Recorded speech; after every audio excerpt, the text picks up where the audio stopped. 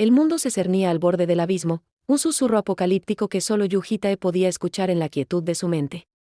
Con los ojos cerrados, no veía la oscuridad de su oficina, sino las profundidades del mundo Providencia, donde algo monstruoso se acercaba. Era un cometa de pesadilla, una colonia de fragmentos gigantescos que surcaba el vacío como un enjambre de aves de presa dimensionales. Protegiendo un núcleo innombrable, aquellos fragmentos mancharon el cielo lejano, y su velocidad, desigual y antinatural, delataba una urgencia funesta.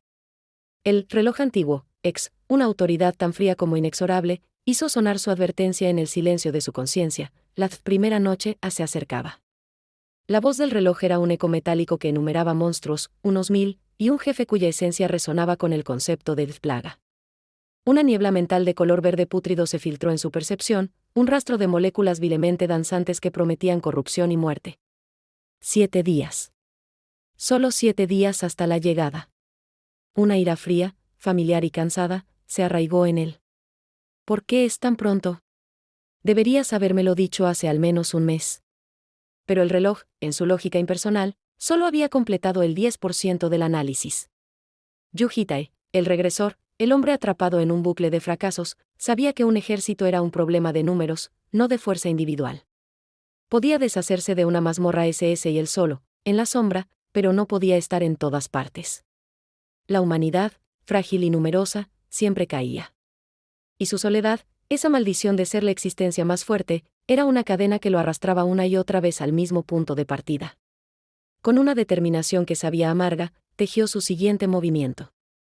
Llamó a Kangajin, su navegación humana, cuya presencia juvenil chocaba con la pesadez del momento. Llama al Consejo de Estrategia, ordenó, su voz un susurro plano que cortaba el aire. Diles. Una mazmorra SS y aparecerá en 7 días. Cerca de la región sur del Amazonas. Sabía que sonaría a locura, a herejía para los burócratas de la asociación. Pero él había sido su presidente, había vivido 90 años en sus pasillos, y conocía cada grieta de su fundación. Mientras Kangajin transmitía el mensaje, grabando su voz con dedos temblorosos, Yujitae comenzó su danza de mentiras plausibles, entretejiendo teoría y fenómeno, fabricando una verdad a partir de datos manipulados. Era un tedio, una farsa necesaria. El regresor estaba acostumbrado. La oficina personal, un espacio pretendidamente seguro, se vio violada por la presencia del anciano. Christoph Willibald Freeman, el rey de los mercenarios, uno de los 5 trascendentes de Chalioban, irradiaba una aura feroz que olía a pólvora y campos de batalla pasados. Su cabello canoso y su rostro surcado de arrugas eran un mapa de guerras, pero sus ojos, afilados como el acero de su espada, desprendían una desconfianza inmediata. Yujitae, sumido en el cuidado de Yuntaebak en su dimensión interior, abrió los ojos lentamente, como despertando de un sueño profundo. Sabía que este hombre, terco y egocéntrico, sería un obstáculo. Christoph arrojó el informe sobre la mesa con un gesto despectivo. Mis instintos, declaró, y esas 2 palabras cargadas de arrogancia resonaron en la habitación como un desafío. Para Yujitae, que se movía en un universo de hechos concretos y frías probabilidades, la fe ciega en un presentimiento era un acto de fealdad intelectual. El anciano se aferraba a un don que no podía comprender, aguzado por décadas de supervivencia, pero que ahora nublaba su juicio. Creo que esto está mal. ¿La razón? Ninguna. Solo mis malditos instintos. Yujitae permaneció en silencio, un acantilado de calma frente al mar embravecido de la presunción del veterano. Internamente, despreciaba esa dependencia de lo intangible. El anciano olfateaba la falsedad en la narrativa cuidadosamente construida por el regresor, pero no podía ver la verdad más profunda, la catástrofe que se avecinaba y que ya había sido decretada por las leyes del mundo. Tus instintos ya se han ido por el desagüe, pronunció Yujitae, y su voz, plana y mortal, no fue un insulto, sino una profecía. La sonrisa se borró del rostro de Christoph, reemplazada por una máscara de ira fría. La batalla de voluntades había comenzado, no con espadas, sino con la quietud amenazante de 2 predadores midiéndose. El aire se espesó, cargado con el peso de 70 años de orgullo enfrentándose a la eternidad cansada de un hombre que había visto caer el mundo una y otra vez.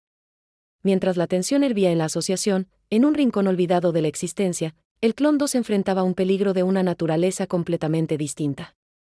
La habitación de la bruja Valentine era un lecho de pétalos oscuros y aromas embriagantes, un lugar donde el tiempo parecía haberse detenido por aburrimiento. Ella, la antigua soberana, una mujer cuya belleza se había congelado en los 35 años, era un pozo de poder y hastío. Y el Clon 2, creado a partir de un Yujitai más joven e inocente, era el juguete perfecto para saciar su letargo. Él podía sentir la profundidad de su maná, un océano dinámico y vasto, pero era la inocencia en su rostro, la ausencia de la corrosiva opresividad de su señor, lo que despertó en ella una intriga venenosa. ¿Qué pasaría si agrego un toque de rojo a ese lienzo blanco de tu rostro? Sus dedos, largos y pálidos, se extendieron y acariciaron su mejilla con una excusa débil. Había algo en tu ojo. El contacto fue eléctrico y repulsivo para el Clon 2, cuyo corazón latía con un ritmo frenético y ajeno. Ella se quejó de hombros rígidos, inclinándose hacia adelante con una calculada languidez que hacía temblar el aire a su alrededor. Entonces, ¿puedes darme un masaje? La solicitud era una trampa, el primer paso en un juego cuyas reglas solo ella conocía. El Clon 2, desesperado por ganar el reconocimiento de su señor, vaciló. Quería resolverlo, probar su valía. Pero el instinto, un eco lejano de la precaución de Yujitai, le gritaba que huyera. Cuando finalmente lo intentó, corriendo hacia la puerta como un animal acorralado, la bruja lanzó su mano a través de una fisura dimensional, apareciendo justo detrás de su cuello. En un acto de pánico, el Clon 2 se volvió y golpeó su muñeca con toda su fuerza. El crujido sordo y la explosión de aire que siguió congelaron el momento. Él huyó, y ella se quedó allí, tocándose la muñeca enrojecida e hinchada. Pero la sorpresa inicial se transformó en algo más oscuro, más intrigado. «Oh, mi bebé, así que puedes crear una herida en mi cuerpo, ¿m?». Su risa, una melodía de bruja, resonó en la oscuridad. El niño se había escapado, pero la caza, sabía, apenas comenzaba. El amanecer del día predicho llegó con una calma mentirosa. En el centro de mando y control, la atmósfera era una mezcla sofocante de duda y arrogancia. Antonio Jefferson, el chiefaide, sudaba frío mientras su asistente suplente, Carlón, lo acorralaba con palabras llenas de espinas. Esto no tiene ningún sentido, puede haber una fisura sin ningún signo precedente incluso cuando está tan cerca. Las pantallas holográficas mostraban paisajes tranquilos, gráficos de maná planos. La ausencia de presagios era un argumento irrefutable contra la profecía de Yujitai. Jefferson, con el cuello apretado por la mano de su subalterno, miró a su salvador. Season, Yujitai, estaba sentado en la parte trasera, su expresión demasiado tranquila, sus ojos fijos en la misma dirección que el presidente, Chalioban, el pequeño gigante cuyo silencio era más elocuente que cualquier discurso. La sala era un tribunal y Jefferson estaba siendo sentenciado. Hasta que un suspiro, un simple «oh» del presidente, cortó el bullicio como un cuchillo. Todos los ojos se volvieron hacia la pantalla. El gráfico de maná, antes estable, se convulsionó.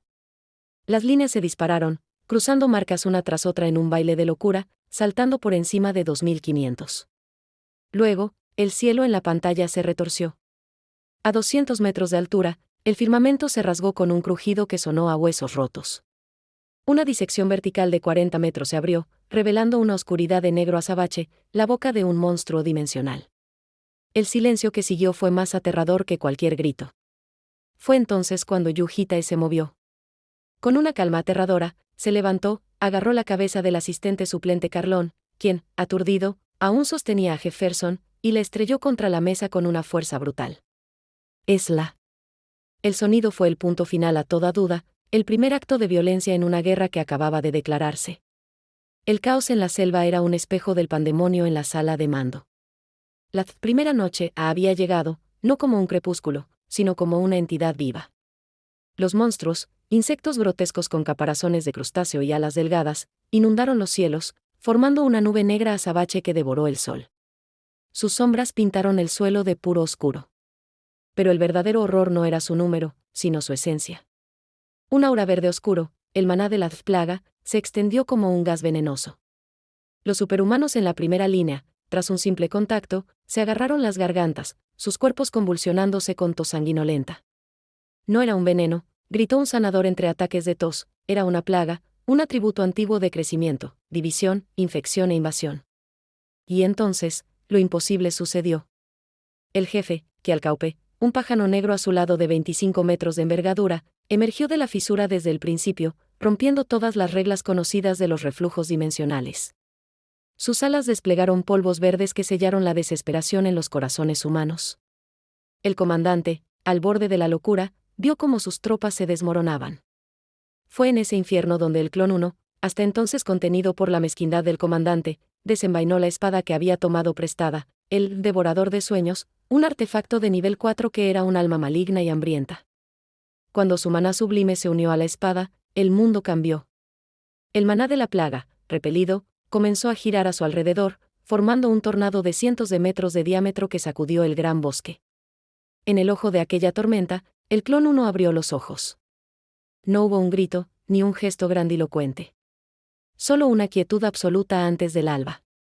Luego, el mundo estalló en un color acromático. No era un ataque, era una declaración. La existencia misma se tiñó de gris, y en ese instante, todos, humanos y monstruos por igual, comprendieron que estaban en presencia de algo que trascendía su comprensión de la batalla.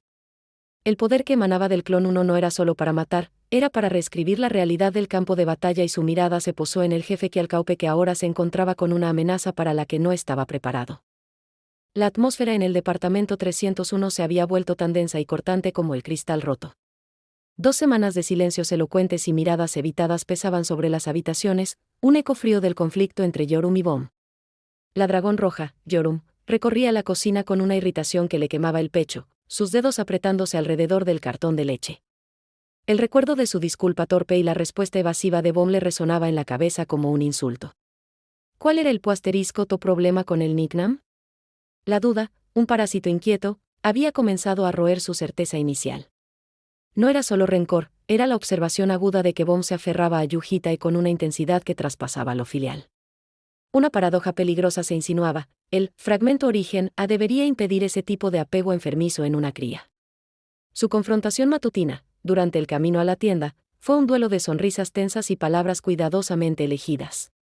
Bajo el aire fresco de la mañana, Yorum lanzó su pregunta como un dardo envenenado: ¿amas a Yujitae? La respuesta de Bom, un no, entregado con demasiada facilidad y una sonrisa indiferente, no apagó las alarmas, sino que las hizo sonar con más fuerza. La tranquilidad era una máscara demasiado perfecta. Yorum, entonces, recurrió a sus hermanas menores, arrastrando a una Kaeul reticente y a una Gyoul mercenaria a confabulaciones susurradas.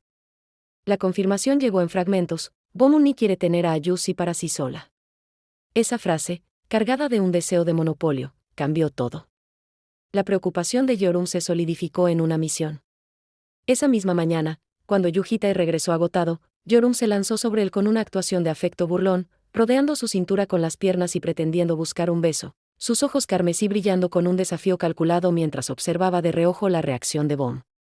No era un juego, era la colocación de la primera pieza en un tablero de ajedrez emocional, un intento desesperado de sacar a la luz la verdad que Bom guardaba bajo llave en su corazón de dragón verde. El aire en el departamento 301 se saturó de una tensión dramática y artificial. Yorum, armada con el conocimiento torpe de Kaeul y los fragmentos de información comprados a Gyoul por $1 y la promesa de 5 más, se sumergió en el papel de una villana de manga shoujo.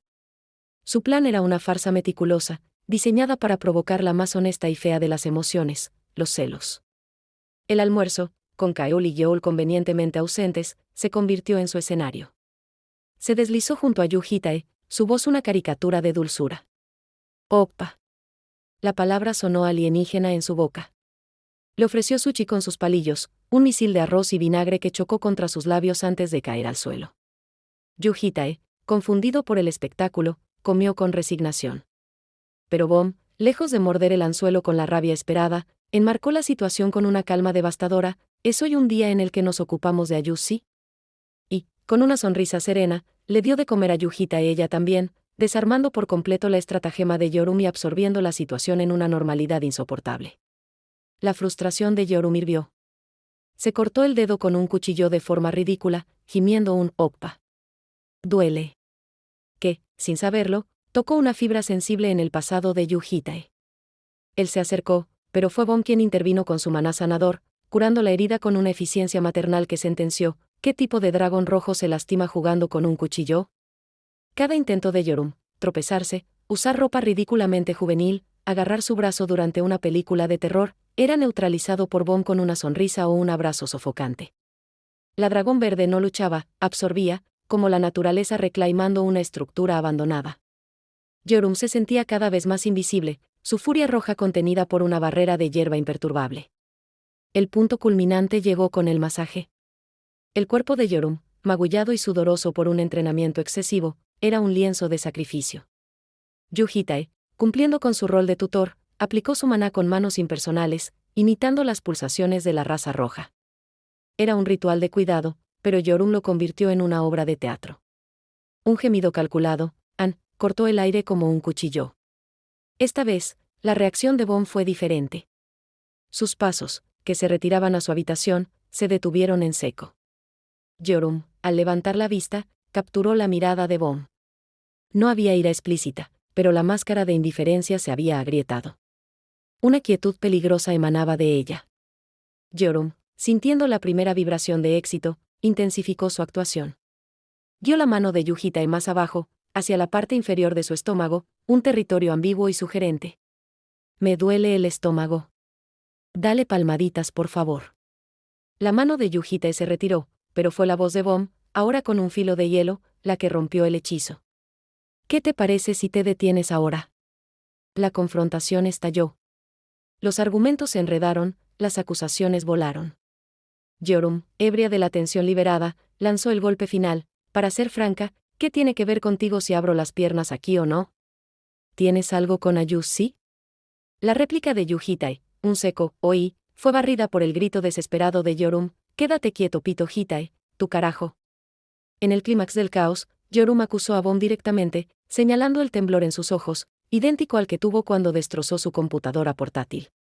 Fue entonces que Yuhitae intervino con una autoridad que heló la sangre. No le gritó a Yorum, sino a Bon. Yubom. ¿Estás loca? Deshazte de eso ahora mismo. Yorum no vio nada, pero sintió el cambio. Bom había desatado algo, una intención asesina tan afilada y secreta que solo Yuhitae podía percibirla. La traición de ese gesto invisible quebró a Yorum. La rabia, pura y roja, tomó el control. Antes de que su puño encontrara su objetivo, un golpe preciso en su nuca, administrado por Yuhitae, sumió a Yorum en una oscuridad abrupta e injusta. La conciencia regresó a Yorum como un dolor sordo en el cuello y un zumbido de rabia impotente. Mientras Yuhitae la llevaba a su habitación, el mundo era una mancha borrosa de indignación. Él esperó a su lado durante horas, un centinela silencioso, hasta que su respiración dejó de ser un fuego y se convirtió en brasas. ¿Por qué estás aquí?, escupió ella. La conversación que siguió fue un campo minado. Yorum, herida y sintiéndose la víctima, se defendía con uñas y dientes. ¿Crees que yo cometí un error? Cuando Yuhitae le pidió que calmara sus emociones, ella se sintió traicionada. ¿Por qué me dices que pare? ¿Por qué solo yo? Su orgullo sangraba.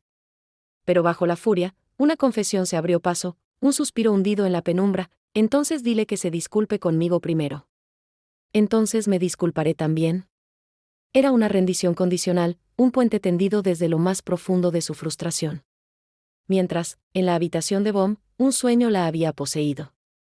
No era un sueño, era una pesadilla vívida. Baldosas blancas frías contra sus piernas desnudas, la enorme camisa de negocios de Yuhitae envolviendo su cuerpo como un sudario y una correa de perro alrededor de su cuello tirando de ella con fuerza brutal hacia una oscuridad que prometía encierro eterno. Se despertó con un jadeo ahogado, el mundo temblando ante sus ojos, su mirada saltando de objeto en objeto, deteniéndose en cada punta, en cada filo.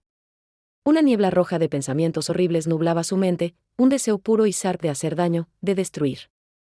La habitación no temblaba, eran sus ojos, su corada, su alma. Yubom. La voz de Yuhitae, serena y firme, fue un cable a tierra. La niebla se disipó al instante. Al verlo allí, sentado en su cama, la tensión abandonó su cuerpo y se desplomó contra la pared, un sollozo silencioso escapándose de sus labios. Ayus, sí. Él no había venido a regañarla, sino a ser su ancla en la tormenta que ella misma había creado en su interior.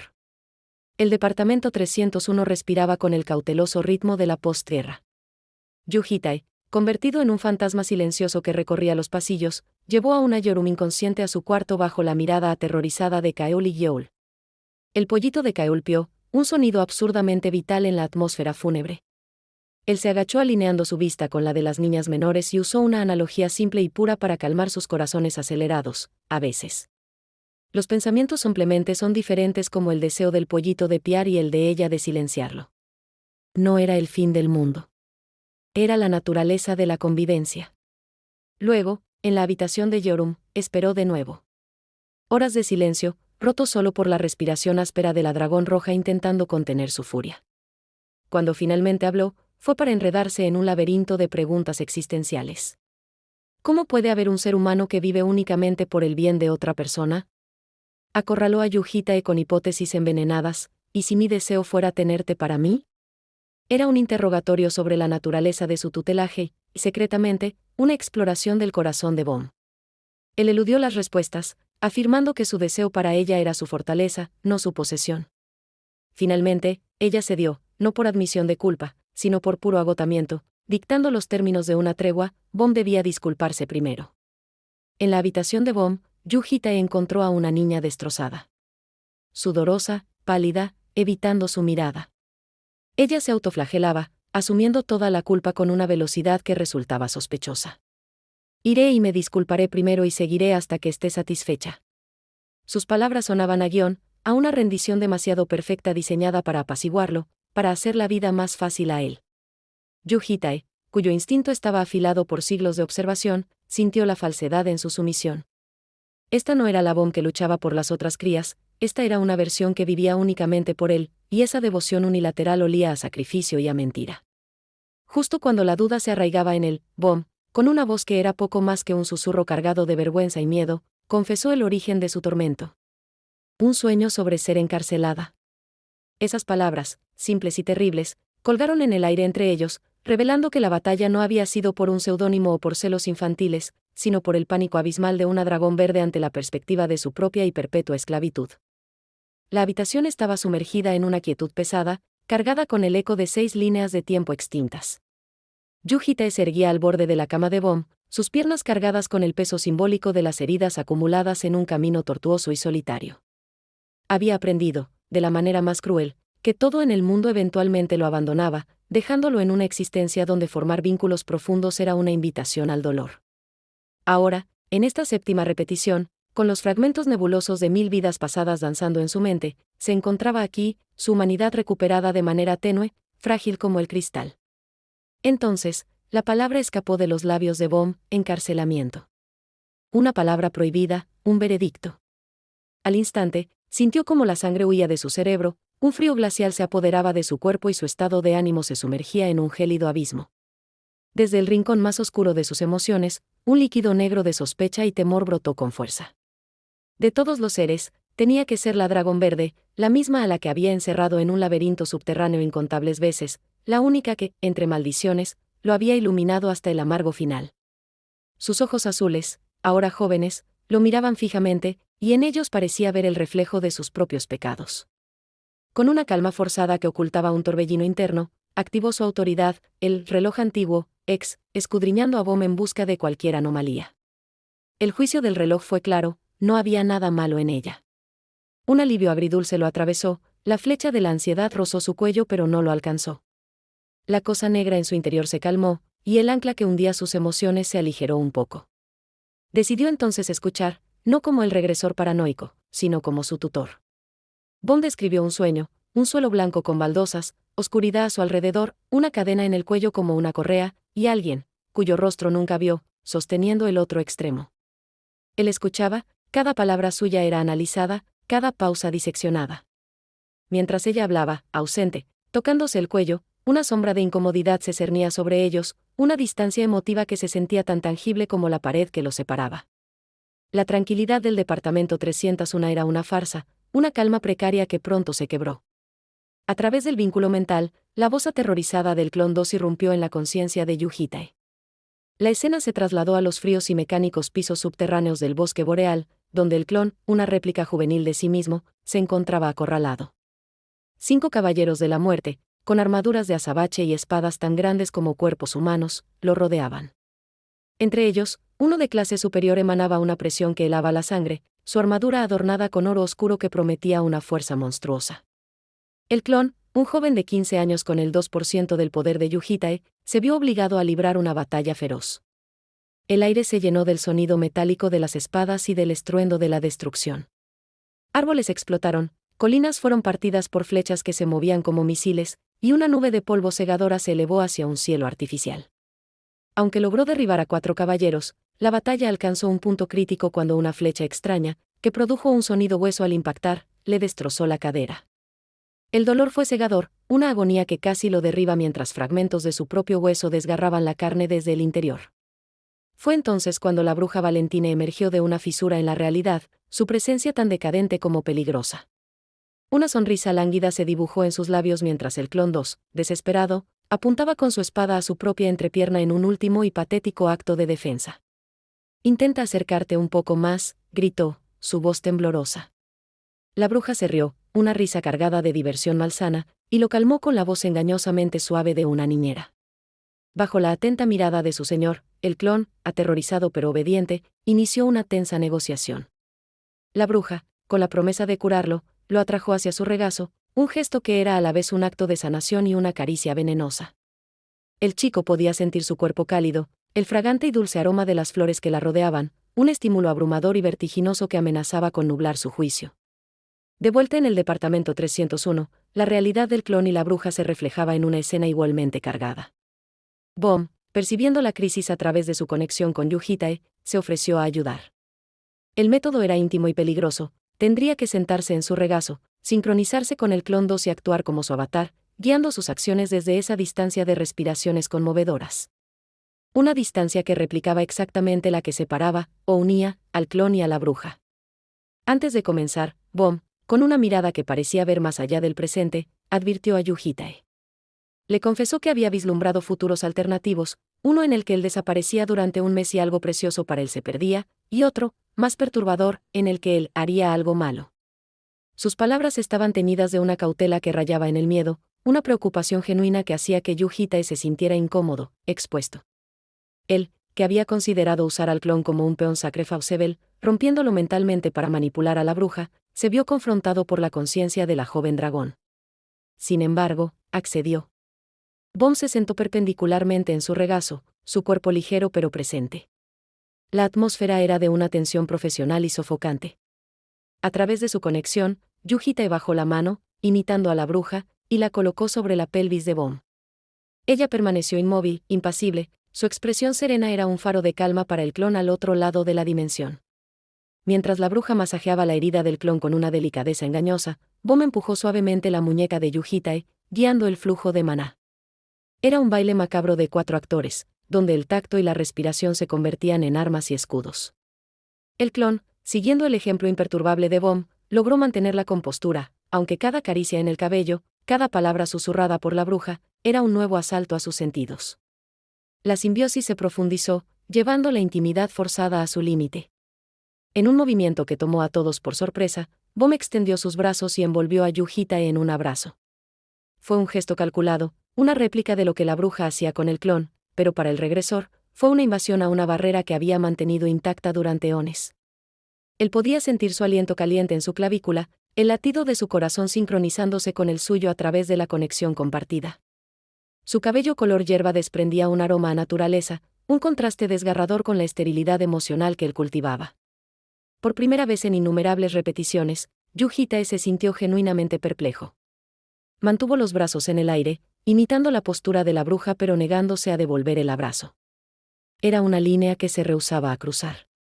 Sin embargo, cuando Bom se distanció, no lo hizo con la burla o el entusiasmo que él esperaba.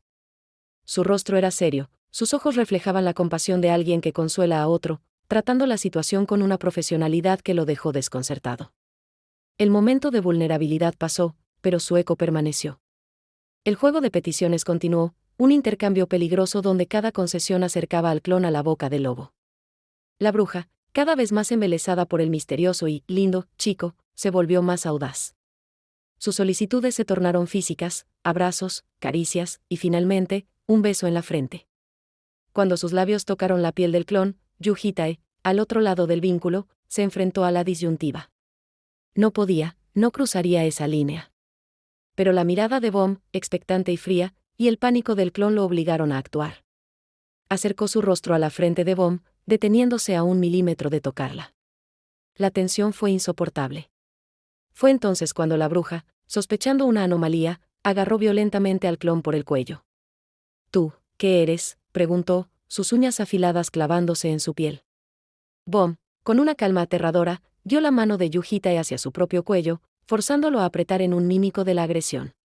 La situación se salvó cuando el clon, copiando un impulso de Bomb, lamió la uña de la bruja con una mirada burlona y relajada, disipando sus sospechas con un acto de audacia temeraria. Mientras la crisis con la bruja se resolvía, otra se gestaba en el corazón del departamento 301. En la azotea del dormitorio, bajo un cielo nocturno indiferente, Bomb finalmente se enfrentaba a Yeorum. El aire olía a cenizas y tabaco. La disculpa de Bomb no fue orgullosa, fue una rendición total. Lo siento por intentar atacarte, dijo. ¿Atacarme? ¿Llamas a eso simplemente atacar? ¿No estabas intentando matarme?, escupió Yeorum con desprecio. Sí, admitió Bomb sin vacilar. Lo que siguió fue un espectáculo de autoflagelación que dejó a Yeorum atónita. Cuando ésta, en un arrebato de ira, le ordenó, arrodíllate, maldita perra, Bomb obedeció de inmediato, arrodillándose en el suelo frío. Bésame el pie, fue la siguiente orden cruel, y Bomb, con una docilidad que era en sí misma una locura, inclinó la cabeza y besó los dedos de sus pies. Yeorum, horrorizada por la falta total de orgullo, la llamó lunática. Pero Bomb, con una lucidez desgarradora, explicó que este no era el momento para ocuparse de su orgullo. Realmente no sé lo que quieres. Si esto no es lo que realmente mejora tu estado de ánimo, dime honestamente qué es lo que lo mejora. Fue entonces cuando la conversación dio un giro sombrío. Yeorum, viendo la fractura evidente en Bomb, la presionó sobre sus sentimientos por Yujitae. Bomb, con la voz quebrada, confesó. Reveló que había visto la providencia, una visión de Yujitae abrazándola profundamente, un futuro que ella asumió como su destino. Pero luego, en un futuro aún más lejano, lo vio abrazando a otra, una chica de cabello negro. Amo a Yusi, admitió Bomb, y la confesión sonó como una sentencia. Sus lágrimas cayeron entonces, libres y desesperadas. Me siento tan ansiosa, me vuelve loca, lloró, su pequeño cuerpo temblando sin control. La dragón verde, la cultivadora de flores, se estaba despedazando desde adentro, destrozada por un amor que sabía que nunca sería completamente suyo y por un futuro que, a pesar de todo su poder, no podía cambiar. Las siguientes 2 semanas se desarrollaron en una simbiosis forzada y una vigilancia constante. Las noches en el departamento 301 adquirieron una nueva rutina. Yujitae, sentado en una silla junto a la cama de Bomb, sostenía su mano mientras ambos, a través del vínculo mental, acompañaban al clon 2 en sus peligrosos encuentros con la bruja Valentine. Ella ya no le permitía sentarse en la cama, una negativa cargada de una tensión no dicha que él no podía descifrar. La distancia entre ellos, aunque física, parecía emocionalmente insalvable. Mientras, en el laberinto subterráneo, el joven clon, armado con la determinación imperturbable de Bomb, libraba una batalla de seducción y resistencia. La bruja, cada vez más fascinada por el enigmático muchacho que desprendía un olor varonil y una ternura infantil, abría su corazón solitario. Hablaba de un cachorro humano que tuvo hace décadas, de su hastío por la sangre y la codicia humana, y de la belleza solitaria del cielo estrellado en el 291º piso. El clon, guiado por la astucia silenciosa de Bomb, escuchaba, un oyente perfecto que, con preguntas precisas y una compasión calculada, lograba lo imposible, ganarse la leal ayuda de la bruja. Con la crisis del clon resuelta, la atención regresó a las fracturas internas del departamento 301. Una mañana, el aroma de la carne cocinándose llenó el aire, un intento de normalidad que era tan frágil como el vidrio. Kaeul, radiante por el simple placer, abrazó a Bomb, quien finalmente había salido de su encierro. La reconciliación con Yeorum era visible, un frágil puente de palabras cortantes y risas forzadas que, no obstante, aliviaba el corazón de las más jóvenes. Pero una atmósfera extraña persistía. Yeorum, con una mirada gélida, le robaba la carne a Yujitae con su tenedor, tratando su plato como si estuviera contaminado. Un resentimiento sordo y no verbal se cernía sobre él, un misterio que decidió ignorar por el momento. La paz era una ilusión, y él lo sabía. Su mirada, aguda e implacable, se posó en el pollito, Chirpy. El ave, crecida e inquieta, murmuró susurros que solo él podía entender, ya no queda mucho tiempo. El momento se acercaba, y Yujitae, el guardián, se preparaba en silencio para el inevitable colapso. La inquietud de Chirpy no era infundada. Esa noche, Yujitae siguió al pollito a través del distrito de entrada restringida, hacia las ruinas del antiguo instituto de investigación. Lo que encontró en las profundidades fue un escenario de fuga desesperada.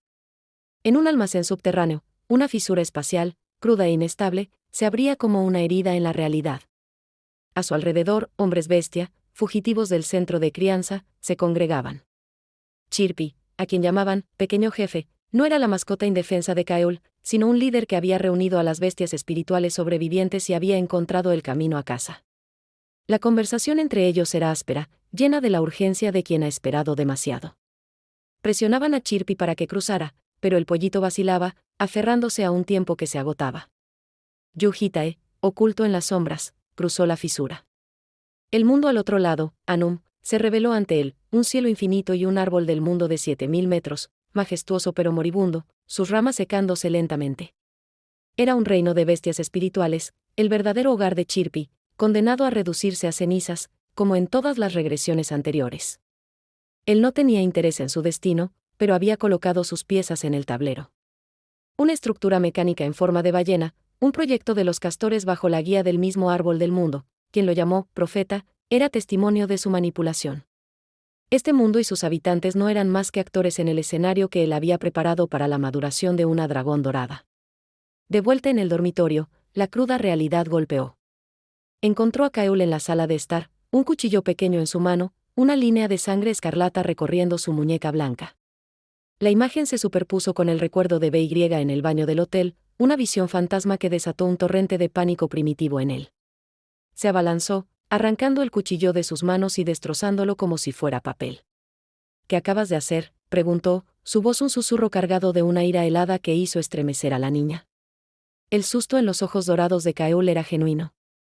Entre lágrimas y nerviosismo, explicó que solo estaba practicando magia curativa en sí misma, mostrando la toalla y el desinfectante como prueba. Yuhitae, con los sentidos en alerta máxima, la observó curar su propia palma. El hechizo fue lanzado, pero algo en su mirada se apagó, sumergiéndose en la imitación de Bom. No era la magia de Kaeul, era un eco. Presionándola, descubrió la verdad: en la escuela, su intento de curar a una quimera había terminado en una muerte horrenda. La magia curativa, el camino que había elegido para ser una buena guardiana, se había convertido en su fracaso más amargo. Decidido a entender, Yuhitae se cortó la palma sin dudar. Bajo su atenta mirada, Kaeul lanzó el hechizo. Inmediatamente, comprendió el problema monstruoso: su capacidad de producción de maná era una presa rota, un torrente incontrolable que ahogaba en lugar de sanar. Su magia era un colador fino intentando contener una roca. Le dijo la cruda verdad: la magia curativa no era para ella. Kaeul asintió, sus palabras diciendo, está bien, con una resignación que le partió el alma. Los ojos del equilibrio confirmaban su veracidad, pero una sensación visceral le gritaba que era una mentira encubierta. Esa misma noche, una llamada al profesor confirmó sus temores. La quimera no solo no se había curado, había muerto, destrozada por el diluvio brutal de maná de una dragón dorada que no podía controlar su propio poder. El peso de ese fracaso, el sentirse una guardiana que mata en lugar de salvar, era la losa que estaba aplastando a Kaeul. En la terraza, bajo la fría luz de las estrellas, Yuhitae consultó a Bom. La dragón verde, con preocupación genuina, pintó un cuadro sombrío. Kaeul, cuya diversión había estado marcada por deseos reprimidos y fracasos, estaba al borde de un precipicio. Todo lo que hizo fue jugar y no tuvo muchas oportunidades de encontrar su identidad, dijo Bom, su voz un eco de la negligencia involuntaria de Yuhitae. Él había sido un guardián sobreprotector, cerrando puertas por miedo a que ella muriera, sin darse cuenta de que la estaba asfixiando en vida. Bom, con cautela, sugirió un método extremo para el peor de los casos: hacer a Kaeul dependiente de él, inundarla con una atención que anhelara desesperadamente. La idea le repugnó, evocando los fantasmas de la cuarta regresión y la dependencia autodestructiva de BY. La dependencia nunca podría ser una solución, refutó, sabiendo que solo podía pudrir el problema desde dentro. Entonces, surgió una idea diferente, una derivada de la revelación sobre el maná de Kaeul. La llevó a un café, sumergiéndola en la dulzura abrumadora de un chocolate frappuccino. Mientras ella recobraba un destello de vitalidad, él guió la conversación hacia el corazón del asunto. ¿Qué crees que debe tener un guardián?, preguntó Kaeul, buscando en su propio protector la respuesta que no podía encontrar en sí misma. Poder y convicción, respondió él. Necesitas poder para protegerlos para que no se lastimen. El poder más grande que cualquier amenaza. Y entonces, le tendió la rama que necesitaba. Le explicó que su problema no era la falta de talento, sino un poder demasiado grande para la delicada magia curativa. Le propuso un nuevo camino, uno que se alineaba con la verdadera naturaleza abrumadora de su ser, la magia de combate. En preparación para el momento en que protegerás algo nuevamente, hagamos crecer tu poder para que puedas protegerlo de cualquier daño. La oferta no era un consuelo, era un desafío, una espada forjada a partir de su propio fracaso. El entrenamiento comenzó, y fue una carnicería controlada. Bajo la tutela dual de Yujita y Bom, Kaeul se enfrentó a la monstruosidad de su propio poder. Una simple bala mágica, se convertía en un misil incontrolable que lanzaba a Bom a través del centro de entrenamiento una y otra vez. El sonido de los impactos y los gritos de Kaeul llenaban el aire. «No te pares a mi lado. Podrías lastimarte», suplicaba ella, aterrorizada por su propia fuerza. Bom, con una paciencia que rayaba en el masoquismo, se levantaba una y otra vez, la ropa rasgada y a veces con un hilo de sangre en el labio, solo para decir, «Entonces tienes que controlarlo mejor». Era un método brutal diseñado para acostumbrar a Kaeul a la abrumadora producción de maná, succionándola hasta la sequía una y otra vez. Después de una semana de este infierno, Kaeul se quebró. Cayó al suelo, su pecho palpitando, su alma exhausta. «Podría morir a este ritmo», gritó, sus lágrimas mezclándose con el sudor y el polvo. Protestó, argumentó, suplicó por un descanso, por un método menos primitivo. Fue entonces cuando Bom, por primera vez, dejó caer su máscara de indiferencia. Su voz se volvió baja y oscura. «Qué fácil debió haber sido tu vida hasta ahora», dijo, cada palabra un latigazo. La miró con sus pupilas verticales, y una fría decepción emanaba de ella. «Ha pasado una semana. Acabas de empezar y, sin embargo, ya estás así. ¿Qué vas a hacer en el futuro? Aquí estoy sacrificando mi tiempo para molestarme en enseñarte. ¿Tengo que perder el tiempo y escucharte quejarte de las cosas que puedes hacer solo porque no quieres hacerlas?» El reproche fue un veneno perfectamente dosificado, diseñado para tocar la fibra de la culpa y el orgullo de Kaeul. «Levántate. Antes de que realmente me enoje». La orden final de Bom no dejó espacio para la discusión. El camino hacia el poder era doloroso, y la convicción tendría que nacer del mismo fuego que amenazaba con consumirlos a todos.